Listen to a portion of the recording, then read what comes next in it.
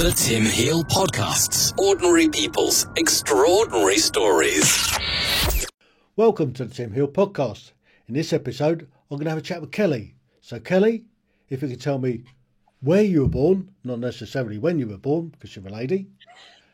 If you can describe to me what it was like where you grew up, the schools you went to, and the education that you received. So you're in the classroom. I am in the classroom. Thank you for having me, Tim. I was born in Little Rock. Oh, thank you. I was born in Little Rock, Arkansas, and my parents were both from Mississippi, and they moved there for my father's job. And all three of us, me and my two siblings, were born there. And then we moved to Tennessee when I was 8 years old. So I had started elementary school in Arkansas. I don't remember a whole lot about that, except the monkey bars on the playground were like my favorite thing. That's what I remember. Climbing all over those. I was a bit of a tomboy. And then we moved to Nashville, Tennessee when I was 8. And I finished elementary school there. And so, but both places are very similar in their... So let's explore Nashville. Okay. Nashville is, obviously it's the home of country music. And certainly it has the Grand Ole Opry. And I understand that there's now a new Grand Ole Opry because the old one did it burn down or something? Yes. Was it still there when you first moved? Yes. The original? Yes. There was a whole theme park called Opryland when I moved there, and I grew up going to there, and it was, had the roller coasters, but the main attraction there was all of the musical shows, and they would all have different themes, and it was really fun. They had all the rides and all the terrible food that you eat, and but the music was the big attraction, and it was a great place to grow up. It's beautiful, beautiful place to live. It reminds me a lot of Scotland, actually. And, but it's very green, and there's a lot of lakes and a lot of hills to climb. I'm a big hiker, so I loved that. Well, we'll come on to that. Let's. So what was it? What was the area like where you moved to? What was your house like? What was the street like? We moved into a really kind of a new neighborhood, and it was a big master plan development where just, streets and streets and streets of homes. But, and it was like a little colonial build with the columns on the front porch, and it was really a beautiful place. But the coolest thing about that neighborhood was we were right down the street from the lake, and my father was in the boat business, and it was fishing boats, like bass boat is what we call it.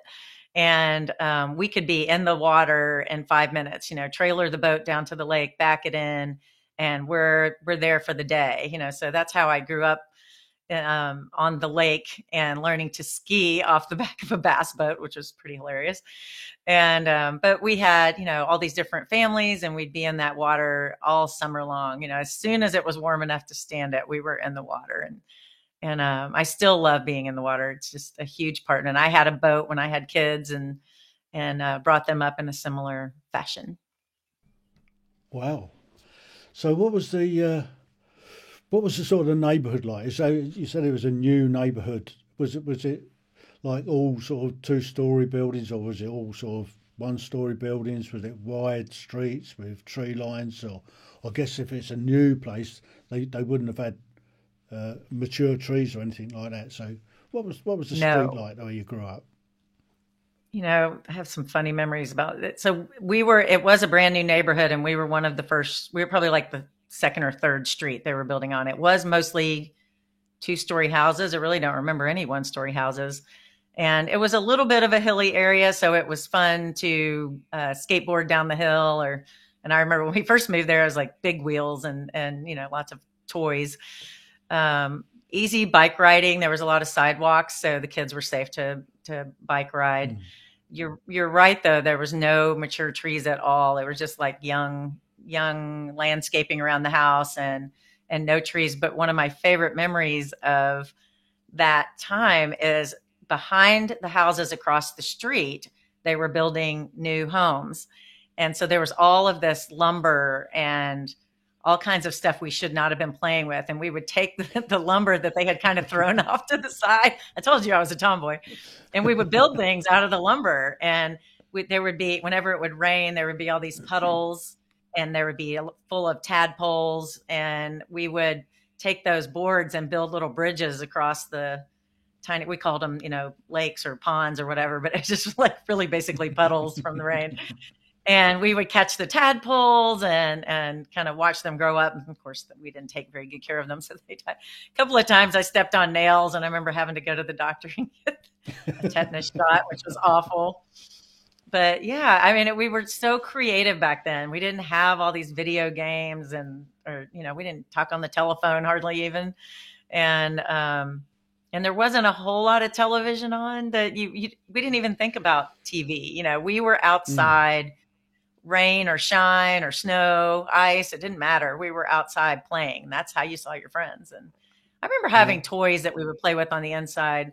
And music was a really big thing in my family as well. My dad was a musician. I don't know if you have ever heard of Bourbon Street in New Orleans, but it's a famous jazz and blues street. Yeah. That's and the he one with played there. The balconies either side where people are looking down, and they have the sort of, is it Mardi Gras or something in New Orleans? Mardi Gras. Yes. Yeah, that's a wild time. Yeah. Did that in college. But there was always music in my house, and my dad was a really, really good musician. And it was me and my... Was it all jazz music, or was it country music? Country music wasn't a thing in my house, even though we lived in Nashville. I mean, Nashville back then really was just country music. And now they call it Music City, USA. It is all kinds of music. And there's been a huge influx of people from California and New York and Austin, Texas. I mean, it's just a really eclectic music scene now. Any kind of music that you want to see, you can see it. Yeah. And you can see music pretty much 24/7. Not that I need to do that, but yeah, that was, but it was fun. There was always some place you could go to have live music in your day if you wanted to, but we had that in our house. I mean, I just have all these beautiful childhood memories of everybody standing around the piano and my dad playing and singing. And, I remember Bad Leroy Brown. That song was just always at every party, and my dad was playing it. So, and we still do that. We still do it. He's 82 and he's still kicking. So it's fun. That was his main karaoke job, was it? Yes, exactly. Yeah, pretty much. So at that time, did you ever get to go to the Grand Ole Opry? I did. I went as a youngster. And then I remember my parents took me for my 18th birthday. I think we went out and had a very special dinner. And my dad knew Porter Wagoner, and he was one of the staples. It was Dolly Parton and Porter Wagoner, a few others. I can't think of them right now. But Porter Wagoner had one of the boats from my dad's boat company, and that's how they knew each other. And he was a big fisherman. And then there was another man, Bill Dance, who was a professional bass fisherman. And so the three of them knew each other pretty well. So on my 18th birthday, my dad took me backstage to the Grand Ole Opry, and I got to meet Dolly Parton and Porter Wagoner. I don't know if you remember Porter Wagoner, but he always had on the suits with the sequins. Everything was just lined with sequins and bright and shiny.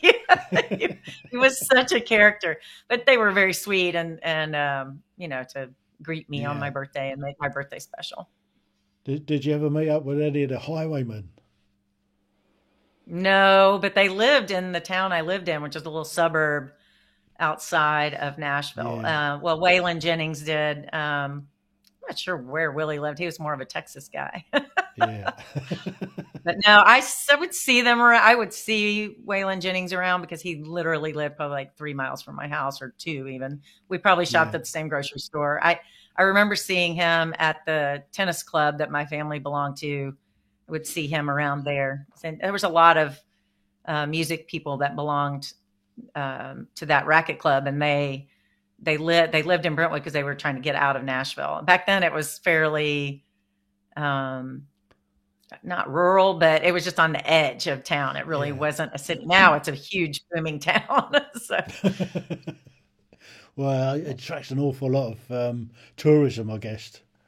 So, oh yes, yeah. There, it's crazy downtown on the weekends when I would have guests come in and they would want to go see music. And they want to see Broadway, which is like the main drag where all the neon signs are and all of the honky tonks. I would say, well, once I got to a certain age, I would say, let's go during the day. The music is still just as good, and we can avoid all of the bachelorette parties because there's just tons of bachelorette yeah. parties, groups of 10 and 12, and they're getting Yeah. inebriated and it's harmless fun, but it's not as fun to be down there listening to music if you're sitting next to a group of 12 women who are determined to get drunk and be loud.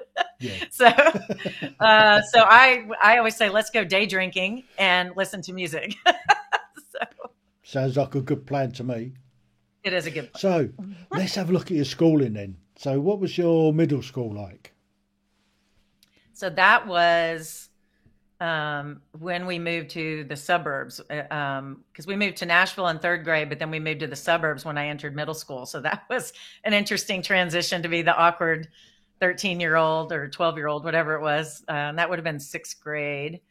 And so that was junior high, sixth, seventh, and eighth grade. And then it was interesting because we moved, during that time and I Yeah. had to make new friends. But I was kind of coming into my own. I definitely was an awkward tomboy trying to be a girl, and I didn't know how to do it. So, So, so was it a yeah, big trying to be school? a I girl. mean, was it one of these big junior high schools, or what was the sort of Not too numbers? big because it was a suburb, so it wasn't a big city metropolitan type of Hmm. school. It was more probably like 100 kids to the class. I'm guessing not, maybe a little Yeah. bit more, maybe 150 max. I mean, that Yeah. same, in high school, I think we probably had about 180 in the graduating class as we moved up. And Hmm. and um and it was close to my house. I rode the bus. I remember it was like kind of one of those 1960s buildings where it had the completely flat roof Right. and it had the columns in the front, but everything was just like really boring brown brick with the flat roof. But we had a football field, and that was when I first became a cheerleader and had to learn actually how people play American football. I didn't know the rules, and I was trying to be a cheerleader. I could have been cheering the wrong team having the ball. It's like my dad had to teach me so I didn't do the wrong cheer at the wrong time. All right. And I'm and I, sure that the other girls would have led you along. yeah, I hope so. But I also continued to play sports, and so that was fun. We had all the typical American sports. We had track and baseball, softball, tennis, which Hmm. is not American, but and then football and cheerleading, basketball. And so we would have the typical English, math, science, and then we'd have gym class, and they'd make us learn all the different sports and Yeah. have to how many push-ups and sit-ups can you do, all of that kind of stuff. And but it was fun, ride the bus to school, do your thing all day, and ride the bus back Yeah. home. And that was about the time my mom went back to work too, and I was the oldest, so I had a lot of Mm. responsibility when I came home from school No. to Takes take the care of fun my out of it brother a and bit. sister. Hmm. So Yeah. what was your favourite lesson at school? Um, English. I love to write. Most of my life, and I loved history, but I have a caveat with that. But I did not like memorizing numbers. I was never good at that, and I still have never figured out why. Sometimes I'm good at memorizing phone numbers, but like I loved the stories and the history. But having to memorize Yeah. 20 different dates for a test, like 1792 and 1856, and yeah, I wasn't good at the memorization part, and it skipped a generation because my middle daughter has photographic memory, so she got all that. So what was your favourite period in history? I love historic fiction, so I like reading about medieval times, and I also love reading about that World War I, World War II. And I think it's just because it's that, there's a lot of human drama and in those stories, and there's also human triumph. And I think it's just a beautiful time to whatever research history, whether it's England or America, but just to see the triumph over hard times. Yeah, that's good. So, sort of the Edwardian period and the Georgian periods were quite intense periods, particularly here in England. I guess, America's only got sort of 200 odd years of history, whereas we've got several thousand. We're baby. Yeah.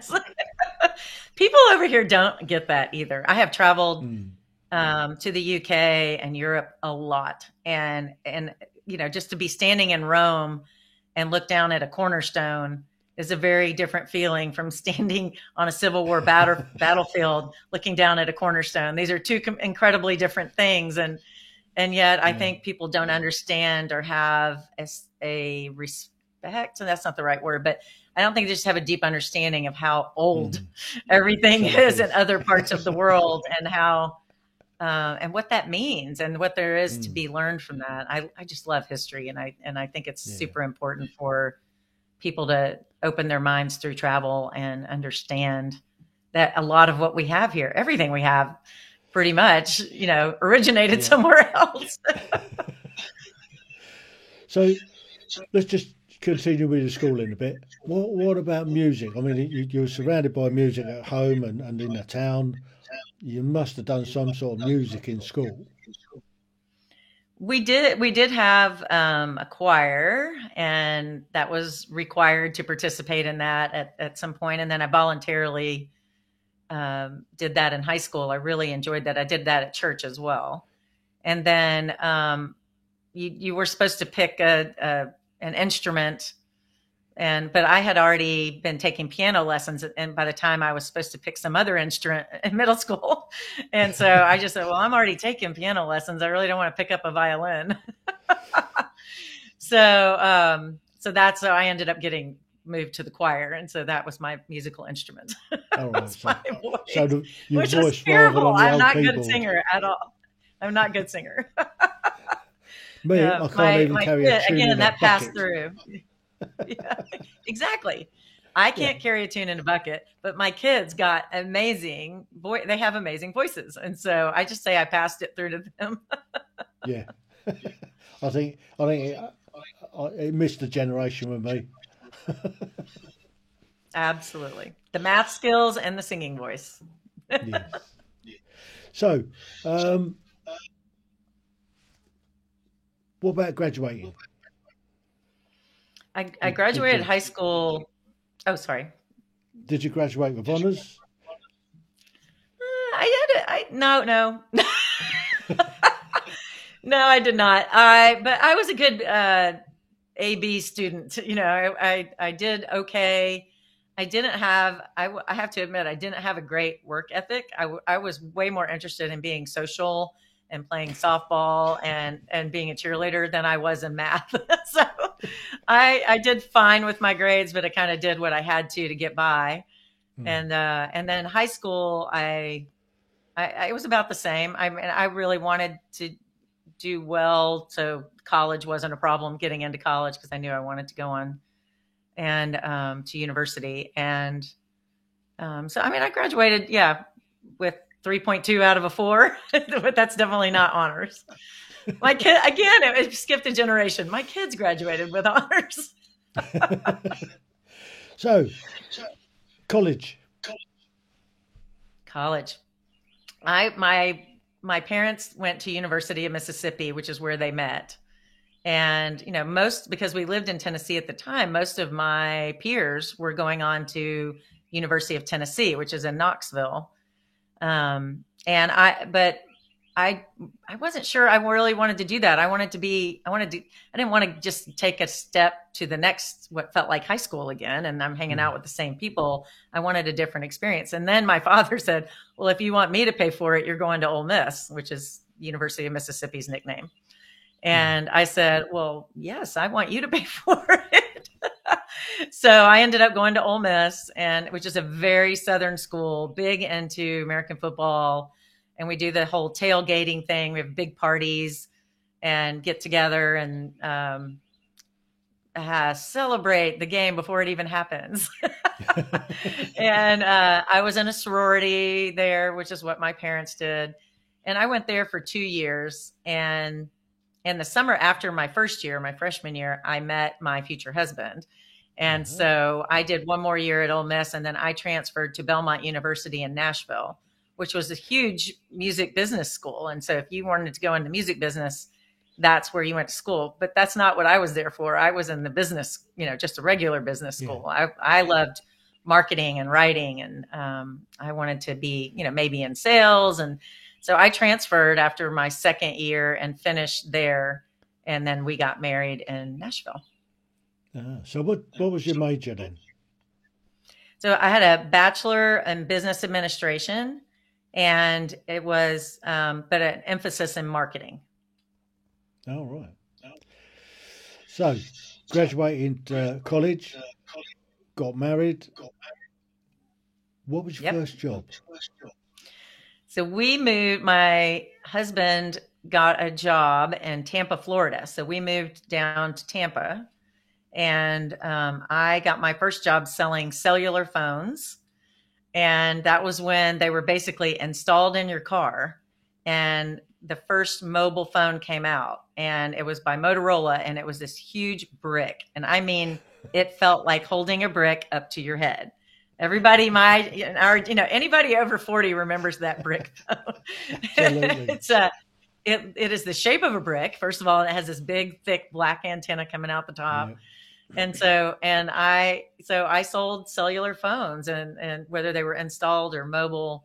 And they also had a version of the cellular phone that was a bag phone. So it was the same thing that went into your car, but it was in this bag, and it was just like a mini briefcase that you carry around, and the battery lasted, like an hour. Yeah, it takes all night to charge, and then it just as soon as you make a phone call, it runs out.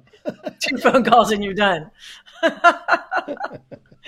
It's a little different now. Yeah, we're the, I don't know, last generation. Maybe my kids, last generation before smartphones. Look at the power I've got in that. Mm-hmm. So. Yeah, but wow. So that was your first job down in Tampa. So how long did that last? We were there for 2 years, and then we ended up moving back to Nashville for another job for my husband. And that's when we started our family. Our oldest daughter, I have 3 daughters. Our oldest was born just maybe about a year and a half after that. And then we moved 8 times in 11 years. It was really crazy for work. It was kind of like being in the Army. If you want to move up, you move. So. Yeah, sounds about right. But you weren't in the Army. No, we were not. Healthcare. So during that period, then you're moving around quite a bit. That's a lot of moving over a short period. So were you a stay-at-home mum at that time? I worked until our third child.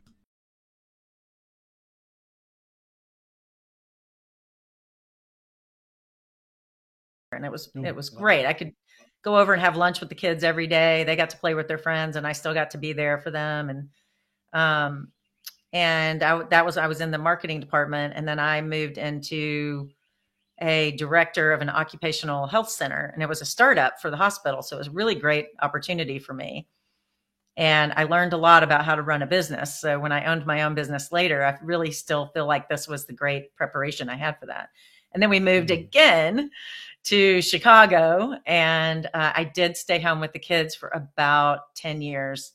And with all the experience and connections I had made through all my moves, I put together a client roster, and I started doing freelance writing and freelance marketing. And that was, the internet's still building, and I could do research on the internet at that point. And I could do ghostwriting for a professor, or so I got to do a lot of interesting things and still work just part-time and be with the kids. And there were times where we moved again to Dallas, and I stayed I stayed home full time at that point. And but I was always trying to do something to bring in money because I needed that for myself. I think I wanted that independence of I just like creating things. And I created the most important thing, which was a beautiful family and a loving home. And that was the most important thing. But I always kind of needed that a little something for myself too, to continue to keep my mind going, and something that was, creating for another business or another person. Mm. So all during that period of time, you had little things on the go. I guess it was before the internet really took off, where you could work remotely like we do now. What was it like back then? Were you able to do that sort of thing? Was it all done by snail mail, or was the email I guess, coming in at that sort of time? You'd be able to. Did you work remotely at all, or was it you just stayed at home and just trying to find bits and pieces? It was completely remote and completely electronic. It was really the early days of being able to do that.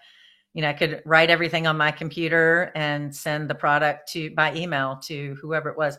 If I liked having clients where we lived, but it didn't always, because I kind of had clients from all the other places we had lived. It was all had to be done by email. But I enjoyed when I had the clients in the town where we were, because I could go and meet with them and feel all grown up. get out of my mom clothes and into one of my suits that's been hanging in the closet, So that was back then, where you wear a business suit all the time. So the sort of writing that you did then, what sort of writing? Was it creative writing, or was it sort of writing for news articles, papers? What sort of writing did you do? One of my clients was a hospital, and they had a large maternity ward or maternity unit. And so that was one of their most profitable products, was, helping people have babies. So I did a newsletter for them. I wrote all of the content and laid it out for them. And, the articles I'd interview a doctor and put that in there, but it was basically just marketing to women who were going to have a baby. And then, or people who had babies and were likely to have another. So it was, and that was easy because I was a mom. I knew how to write to that target market. And then I had a group of people who I had worked at the hospital in Alabama with, and they had started an emergency room physician group. And so it was, they bought up emergency room practices, and they would basically market the services to the different hospitals. Like, we'll make sure you're staffed, because I think that's the tougher physician field. And so sometimes hospitals had a hard time getting higher quality doctors. So these doctors, it was a group of doctors that they were really smart about that. And they were like, we're going to get the best board certified physicians and then make these deals. And so with them, I helped them write the proposals to buy practices. I did proposals for grants, and I did their marketing materials, laid that out, and something they would send to a potential practice that they would want to buy. And it was kind of just whatever they wanted me to do, I would. And so I could write business proposals. I could do creative, like the maternity newsletter, and it was good because it was all different kinds of things. So moving on a little bit then, what was your favourite part of moving? Where was your favourite place that you moved to live? Well, the whole time we were traveling, I wanted to get back to Nashville, because Nashville's just great, and my whole family was there. My in-laws were there, my parents were there, my brother was still there. My sister eventually moved back as well. And we did get back on Move 11. We finally got back. And so Nashville, it was always home. And that's where I wanted to get back to. But we made great friends in Chicago. We made great friends in Dallas. And I really enjoyed Chicago. It was fun. The train, Nashville doesn't have trains or mass transit at all. So being in a town like Chicago where you can just hop on the train with your 3 kids, go into Chicago, downtown Chicago, and watch live music all day Saturday in the park. There wasn't anything really like that in Nashville. So that was an opportunity to live a different, more urban lifestyle. And the other thing about that is where we lived in the suburbs, there was a zoo, and we could walk to the zoo, the Brookfield Zoo. And so that was really cool. And when we lived in Columbus, Ohio, we were near the Jack Hanna Zoo. And so, and with 3 little girls. Zoos, I mean, in Chicago, you got the bears, haven't you? Mm-hmm. Yeah, there was plenty. There's bears. There's all kinds of things. Did you ever get to go and see the bears? No, I never. Wait, yes, I did. I saw them once. I saw the Bears, and I saw the Cubs, and I saw the White Sox. I got to see. Oh, and what's the basketball team? I just went blank. The basketball team too. And when Michael Jordan was still playing, I got to see him play one time. What about the fridge? No, never saw him. I don't think I saw him. The fridge. I forgot about the fridge. Wow. He was quite famous over here. Yeah. Chicago Bulls. That was the name of the basketball team. It took me a minute. Yeah, we did. We got the opportunity to see a lot of pro sports, and that was fun. My favorite out of all of that was the Cubs, the baseball games. The Cubs were really fun. The crowd was always really lively and into it. Yeah, it was fun. Brilliant. So you like going to the zoos as well then? Yeah. Well, I had 3 little girls, so they were totally into it, and it's just a nice, wholesome thing to do with children. Now, the older I get, the less I like zoos. I don't, watching. It's probably terrible, but watching them trapped and confined, and sometimes I know they were injured or something and they can't live in the wild, but. To me, it's a little sad to see them trapped like that. It's nice back to see then. It was great. There's an environment that's conducive to their natural habitat. I think lots of sort of safari parks, particularly, are okay looking after protected species, particularly. Right. So, yeah, definitely. Yeah, I agree. So bring us a little bit more up to date then. So I started a news publishing company. So me and my partner, Susan, were both looking for kind of the next steps. The kids were out of the house, and she was a journalist, and she had been laid off by one of the really large newspaper corporations in 2008. And so she was looking for her what's next, and I was looking for my what's next. And we found that we had very complementary skills. I was I was still a writer, but I was also business and sales and marketing. And she was the journalist. So we started an online newspaper for our hometown because the larger paper of record, the Tennessean, was cutting their staff, like exponentially cutting their staff. And it was there was no news about the smaller suburb our hometown or any of the other suburbs. It was really getting just slashed, that type of news. And so because there was such a need and we hit it just at the right time, we felt like we were pioneers because the online news was not a thing yet.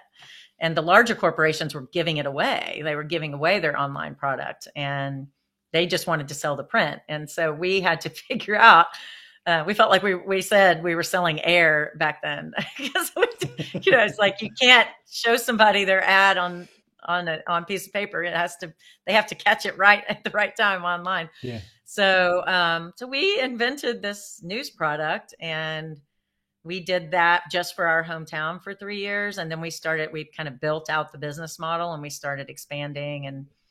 And she left after 5 years and I kept growing it. And it was a really great experience. It was so wonderful to be giving back to the community, but still being able to to make a living, and knowing that we were making a difference in, the smaller political races that nobody would have covered had we not been there. And so I expanded it out to 8 news sites in the suburbs of Nashville. And then so just Nashville centric, was it? So it was all the suburbs. Yeah, just the suburbs around. But that area. Yes, right. Did you franchise it out, or is it just you that carried it on? I think if the next thing that happened in my life hadn't happened, that would have been what I did. But instead, I got divorced. Yeah. And so it really kind of hit me between the eyes. And I went to, I had a friend who had hiked the Camino de Santiago in Spain, and he suggested that I do that and to try to jumpstart my new life. And, there had been betrayal in my marriage, and I was just heartbroken. I was a mess. And I decided on that. I went away for 7 weeks. And when I was there, I decided that it was probably best if I sold the business, because I needed to focus on me and my kids. And I just needed to go get a job and sell the business. And so when I came back in June of 2018, I started, very quietly talking to people about what would this look like. Well, I talked to people before I left because I was thinking that this maybe was my move. And I came back. I ended up getting 2 different offers within 2 months. So by August, I had 2 offers on the table, which was just crazy. I kind of felt like a God thing because nobody gets 2 offers in 2 months. That's just not how it works. And I thought it was going to take me 2 years to sell the business because that's what I had heard. And instead I sold it by October. And, but they kept me on for 3 years. And so I worked for them for 3 years without the stress of being a small business owner, but still got to do what I loved. And a lot changed during the Trump-Biden election. And there was a lot of anger towards the media. And I really got to the point where I wanted to get out of the media. So I started trying to, I did. I left after the 3 years. Yeah.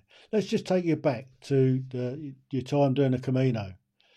So how long did it take you? Did you do the whole thing? Did you walk the I think it's 500 miles, is it? Mm-hmm. Yep. I did the Camino Francés. There's 28 different routes of Caminos, and the most popular one is called the Camino Francés, and that's because it starts in the French Pyrenees in Saint-Jean-Pied-de-Port, and it goes 500 miles all the way to Santiago. And it was by far the best thing I've ever done for myself. It was life-changing. I made friends for life. These people just embraced me. I embraced them. And, they held me and they held my feet to the fire to be focused on healing and getting better and having, there's only a few days left in your life. Let's make them great, and it was just a beautiful, beautiful experience. And physically I was a runner already. And so I was in pretty good shape.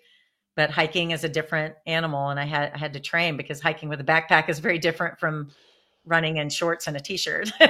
So it was, I had to do a lot of training, which was also good for me to, I had a lot of time to reflect and think and heal.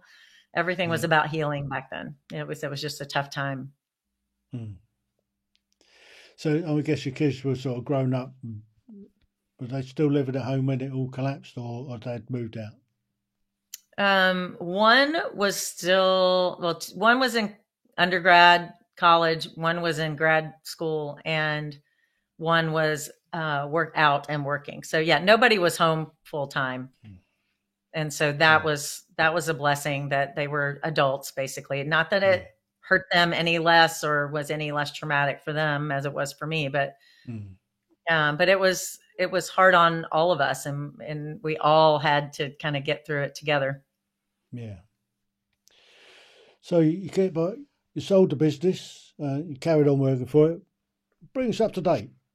So the Trump Biden, I mean, that was quite something in itself, and unbelievable.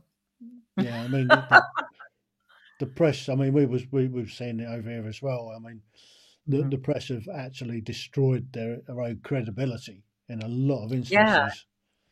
And that affected all of us, even the ones who were not doing the bad, the very focused, intense attack kind of news. I mean, we were a small town newspaper. We're covering our city commission or our alderman meetings. We're covering the beer licensing board, the planning commission. We're covering small town news. We do not get involved in national politics, but it became so divisive, with the rhetoric coming from the politicians and the rhetoric coming out of the national media or the biased media.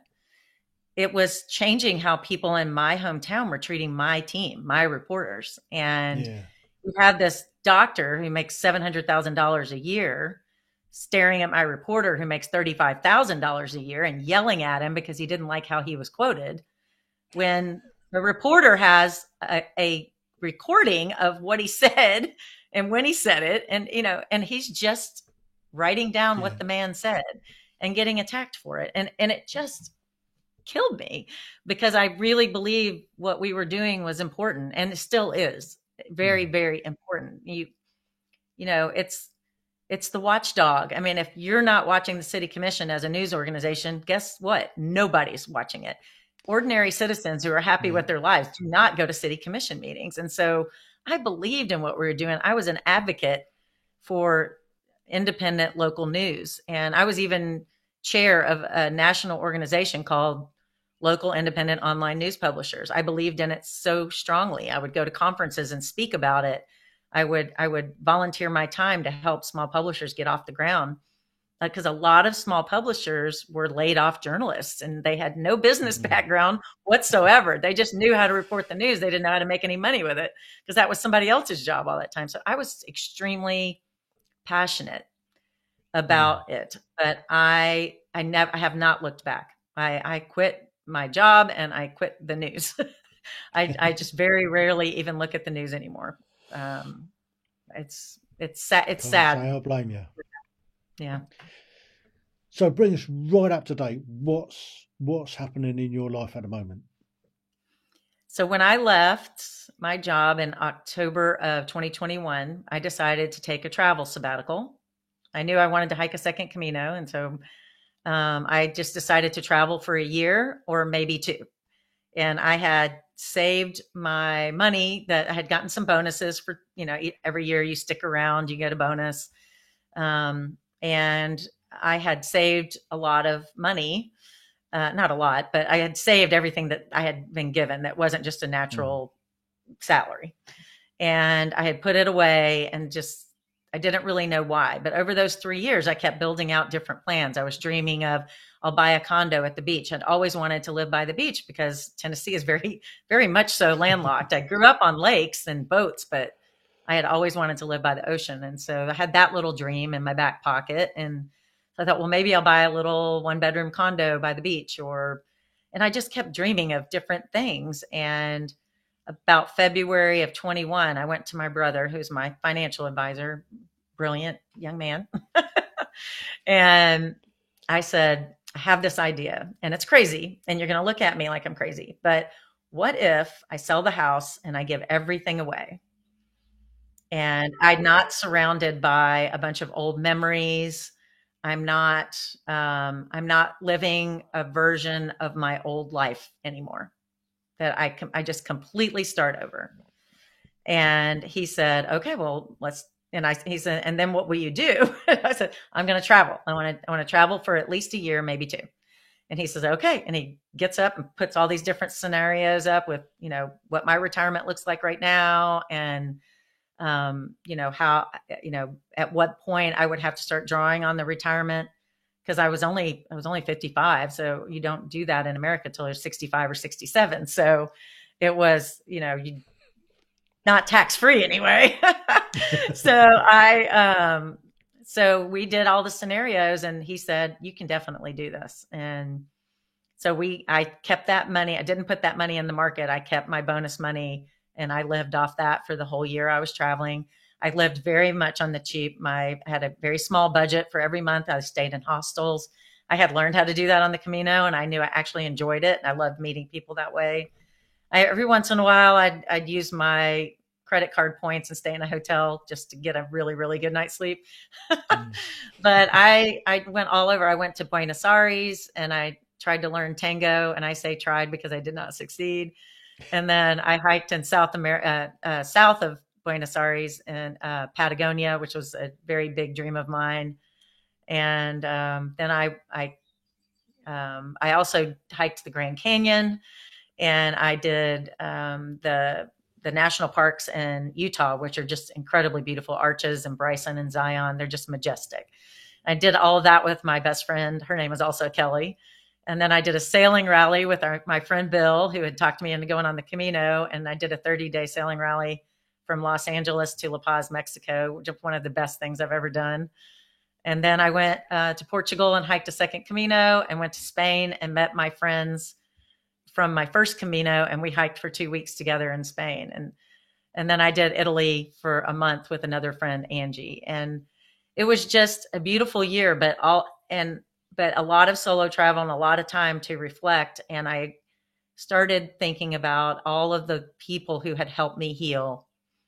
And then I'm coming up on 5 years. I was at the time. And I was just like, look where I've come. And I was like completely broken, shattered is what it felt like. And now I'm just like this completely different person. I'm courageous. I'm literally traveling the world by myself. And look, I would never have become this person had I stayed married. I had been married for 31 years. We traveled together. Right. And so I'm I'm grateful for the experience. And so that turned into a book. And every chapter in my book is a piece of advice that somebody gave me. I tell my story of where I was and, the tough part, the hard part of where I was, and then the piece of advice that was given me. And then I interview the person who gave me the advice. And so all my news background came back to inform this book. So it's basically a memoir, but it's other people's memoir too. I interviewed 10 people, and I tell my story and they tell theirs. And all of it is in hope that if someone is stuck in their life like I was and like they were, that our stories will help them connect. I believe in storytelling as a means of connection. And that's what I really wanted to accomplish was, what you're trying to accomplish here with this is tell the stories of where I was and how awful it was and how happy I am now. I want you to have hope. I want you to make the choice to be happy. And that's what the whole book is about. And, and I talk about online dating after 50 a little bit. That's a whole different ball game, I know. Well, I could do a whole book. Yeah. Yeah. So where can people find your book? It's on Amazon in all the countries, I believe. And I know Amazon's not as big over in the UK and Europe like it is here, but it's available on Amazon. And it's also yeah, it's if you request it, and pretty much any bookstore can get it because it's also being distributed wholesale through Ingram Spark. But that's the main way. I do have an ebook. I have an audiobook that just came out this month. And I narrated it myself, which was a challenge, and it was scary, but I was really proud of myself when it was done. Brilliant. Yeah. So what's the book called? It's called The Swipe Right Effect, The Power to Get Unstuck. And the swipe right effect is basically in a dating app, when you choose someone, you're looking at their picture and you swipe right and on your phone. And that's how you make your choice. And it's total play on words, because what I'm asking people to do in the book is to choose themselves, to swipe right for yourself and work on healing. If you're stuck, then, figure out your own stuff. You're going to be a lot more dateable if you've already worked through. If you're not still mad at your ex-husband or your ex-wife, or if you're not still pining over the person who broke up with you that you were dating, or a job loss, or I have a chapter on grief of 3 people who lost someone special in their life, a child or spouse. And, have you worked through that enough to be the person that is dateable? And but I just think so many people are stuck, especially since COVID, and they don't know what to do. They don't know how to get out of this mire that they've put themselves in. And it's all a choice. It's a choice to get unstuck. And that's why I want people to feel empowered and see that all of us, all 11 of us in that book, got through the crap. But we all made a choice. And sometimes we made choice after choice after choice. You had to choose over and over and over again myself, to get better. And I want that for other people. It's really important to me. I just feel like I'm on a mission. I'm on a mission. I want people to be as happy as I am. I want them to feel unstuck and free. Brilliant. Well, Kelly, that's an amazing story. I think you've had a terrific life, and it's only getting better by the sound of it. Yeah, for sure. Happy as can be. Thank you so much. Thank you. The Tim Heal Podcasts. Ordinary people's extraordinary stories.